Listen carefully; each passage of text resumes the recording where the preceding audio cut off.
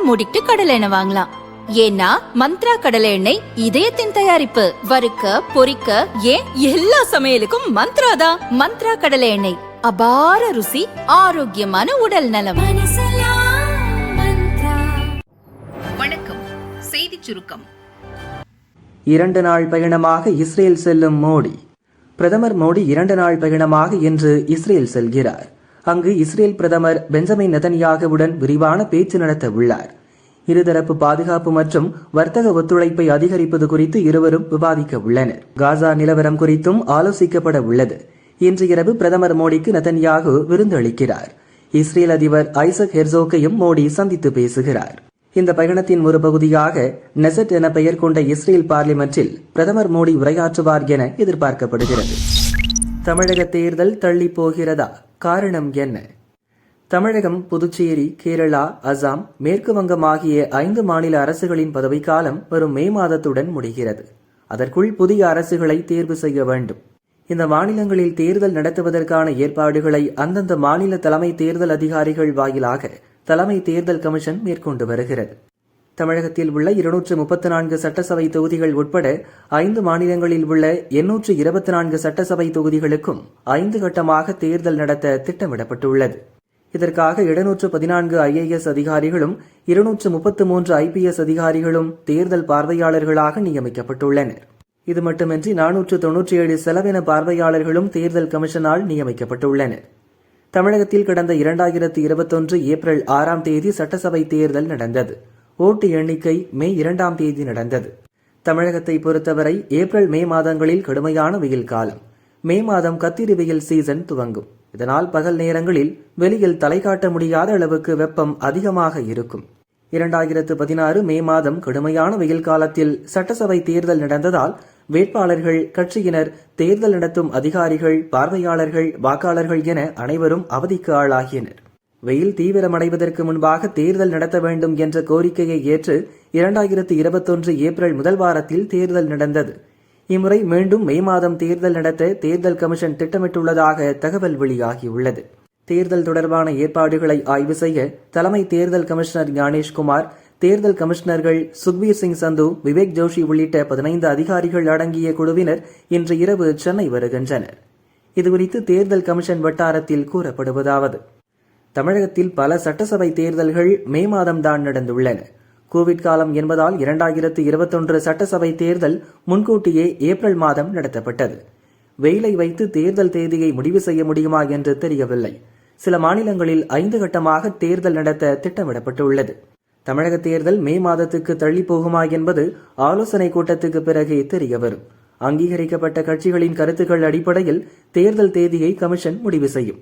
இதற்கிடையில் அடுத்த மாதம் முதல் வாரத்தில் வெளியாகவிருந்த தேர்தல் அட்டவணை அறிவிப்பு 2வது வாரத்துக்கு தள்ளி போடப்பட்டுள்ளது என தேர்தல் கமிஷன் வட்டாரத்தில் கூறப்படுகிறது. கேரளமாக மாறிய கேரளா, அமைச்சரவை ஒப்புதல். தமிழகத்தின் அண்டை மாநிலமான கேரளாவில் மலையாள மொழியில் மாநிலத்தின் பெயர் கேரளம் என்று உள்ளது. ஆனால் ஆங்கிலத்திலும் இந்திய அரசியல் அமைப்பிலும் கேரளா என்று குறிப்பிடப்படுகிறது. இதனால் அனைத்து மொழிகளிலும் கேரளம் என்றே அழைக்க வேண்டுமென அந்த மாநில அரசு தீர்மானம் நிறைவேற்றியது. இந்த மசோதாவுக்கு மோடி தலைமையிலான அமைச்சரவை ஒப்புதல் வழங்கியுள்ளது. தொடர்ந்து அரசியலமைப்பின் பிரிவு 3 கீழ் மசோதா பார்லிமெண்டில் தாக்கல் செய்யப்படும். அதன்பின் ஜனாதிபதி ஒப்புதல் அளித்த பிறகு பெயர் நடைமுறைக்கு வரும். இந்நிலையில் கேரளாவை கேரளம் என்று பெயர் மாற்றுவது தொடர்பாக பிரதமர் மோடி மலையாளத்தில் பதிவிட்டுள்ளார். அவரது பதிவில், பொருளாதார விவகாரங்களுக்கான மத்திய அமைச்சரவை குழுவில் கேரள மாநிலத்தின் பெயரை கேரளம் என்று மாற்றுவதென முடிவு செய்யப்பட்டது. இது கேரள மாநில மக்களின் விருப்பத்தை பிரதிபலிக்கிறது. இது நமது சிறந்த கலாச்சாரத்துடனான பிணைப்பை வலுப்படுத்துவதற்கான நமது முயற்சிகளின் ஒரு பகுதியாகும் என மோடி கூறியுள்ளார். ராமதாஸ் யாருடன் கூட்டணி? நாளை முக்கிய முடிவு. அதிமுக பாரதிய ஜனதா கூட்டணியில் பாமக தலைவர் அன்புமணி அவர் தரப்பு ஆதரவாளர்களுடன் இணைந்துள்ளார். ஆனால் ராமதாஸ் தரப்பு பாமகவால் இந்த கூட்டணியிலும் சேர முடியாத நிலை உள்ளது. இந்நிலையில் பாமக, வன்னியர் சங்கம் உள்ளிட்ட சார்பு அமைப்புகளின் மாநில நிர்வாகிகள், மாவட்ட நிர்வாகிகள் பங்கேற்கும் கூட்டம் நாளை தைலாபுரம் தோட்டத்தில் ராமதாஸ் தலைமையில் நடக்க உள்ளது. இதில் தேர்தல் குறித்து ஆலோசிக்கப்படும் என ராமதாஸ் கூறியுள்ளார். இந்த கூட்டத்திற்கு பின் கூட்டணி குறித்த அறிவிப்பை ராமதாஸ் வெளியிடுவார் என அவரின் ஆதரவாளர்கள் கூறுகின்றனர். 8 சீட் கேட்கும் வாசன், எத்தனை கிடைக்கும்? தமிழகத்தில் சட்டசபை தேர்தல் நெருங்கி வரும் நிலையில் என்டிஏ கூட்டணியில் இடம்பெற்றுள்ள தமாகவுக்கு 8 தொகுதிகள் ஒதுக்கும்படி அக்கட்சியின் தலைவர் ஜி.கே. வாசன் வலியுறுத்தியுள்ளார். 2021 சட்டசபை தேர்தலில் அதிமுக கூட்டணியில் அங்கம் வகித்த தமாகவுக்கு 6 தொகுதிகள் ஒதுக்கப்பட்டு அக்கட்சி இரட்டை இலை சின்னத்தில் போட்டியிட்டது. அதேபோல் கடந்த 2024 லோக்சபா தேர்தலில் அதிமுக பாஜக கூட்டணி அமைக்க இரு கட்சிகளின் தூதராக ஜி.கே. வாசன் செயல்பட்டார். பாஜக கூட்டணியில் தமாக இடம்பெற்று 3 லோக்சபா தொகுதிகளில் சைக்கிள் சின்னத்தில் போட்டியிட்டது. வரும் சட்டசபை தேர்தலில் அதிமுக பாஜக கூட்டணி உருவாகியுள்ளது. இந்நிலையில் அதிமுக பொதுச் செயலர் பழனிசாமியை சந்தித்த வாசன் தமாக போட்டியிட விரும்பும் 12 தொகுதிகளின் பட்டியலை வழங்கி அதில் 8 தொகுதிகளை ஒதுக்கி தரும்படி கேட்டுள்ளார். ஆனால் சட்டசபை தேர்தலில் 5 தொகுதிகளை ஒதுக்குவதாகவும் அடுத்த ஆண்டு ராஜ்யசபா சீட் கொடுப்பதாக பழனிசாமி சொன்னதாக கூறப்படுகிறது.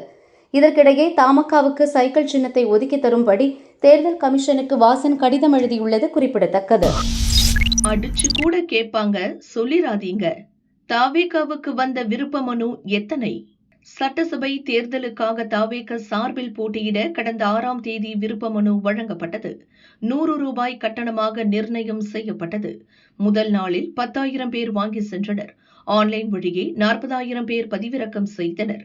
மொத்தம் 50,000 பேர் விருப்ப மனுக்களை பெற்றதாக கூறப்பட்டது.